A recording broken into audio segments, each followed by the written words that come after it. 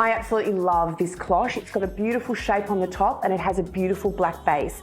And I wanted to make sure that I really played up the colour of the black. So I put a beautiful elephant inside of it, which is just a really fun thing I found at a bric-a-brac store, but it has the element of making your eye draw up. But I want to show you a few other things that you can also do with a cloche. So obviously that's an easy thing because it does have a base.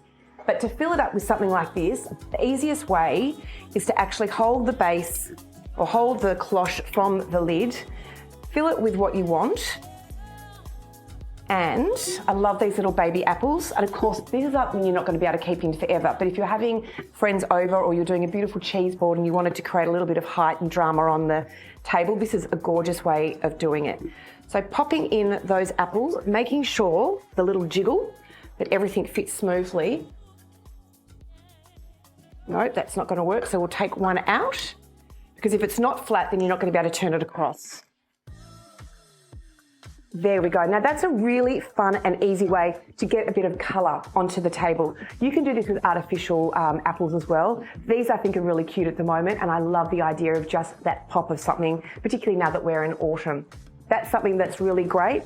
But I love using fresh herbs. Now I've just taken this herb and put it into a glass vase, and I'm going to put that as a little story with my apples over that one. Now, that is going to probably heat up a little bit, so putting a little bit of space between the two, so I'd put a little coaster underneath it just to rise it up a bit.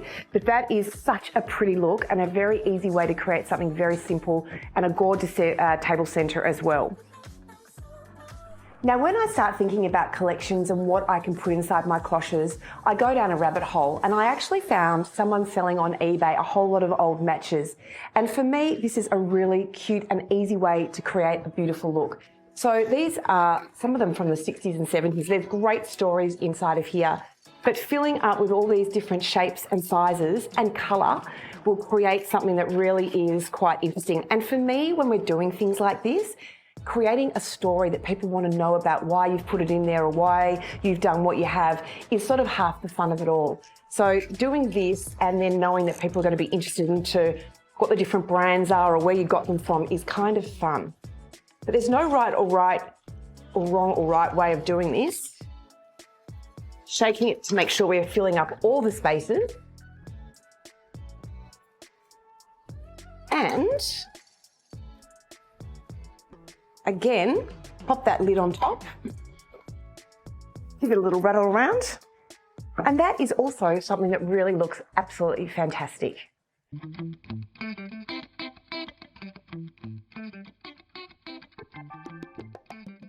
Now I'm going to show you how to use a cloche that doesn't have a base, and what we can do here, I'm filling with walnuts. I love the look of the walnuts and the fact that these will last me forever. So fill up like we did the last time.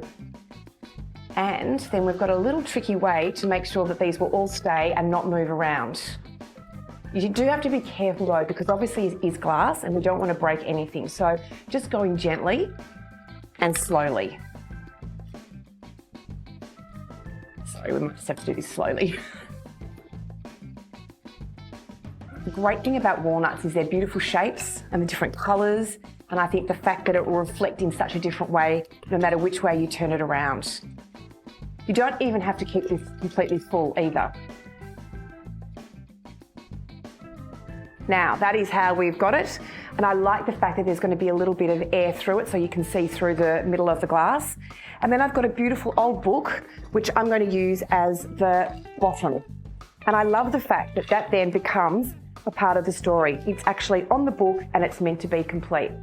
How easy is that? And how much fun can you have doing that in your own home?